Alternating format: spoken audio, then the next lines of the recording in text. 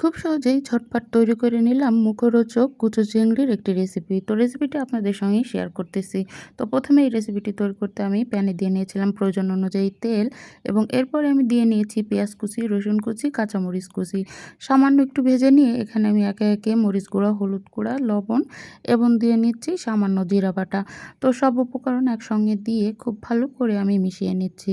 কিছুক্ষণ মিশিয়ে নেবার পরে মশলাটাকে ভালো করে কষানোর জন্য দিয়ে নিচ্ছি সামান্য পানি। তো সামান্য পানি দিয়ে মশলাটাকে খুব ভালো করে কষিয়ে নিয়েছি। তো এরপরে আমি এখানে দিয়ে নিচ্ছি কুচো চিংড়িগুলা। তো একেবারে ফ্রেশ কুচো চিংড়ি ছিল।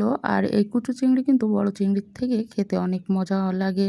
তো আমি চিংড়ি মাছটাকে খুব সুন্দর করে ভুনা করেছি। আর এভাবে করে ভুনা করলে কিন্তু খেতে অনেক মজা হয়। তো আপনারাও চাইলে এই রেসিপিটি ফলো করে এভাবে রান্না করে খেয়ে দেখতে পারেন।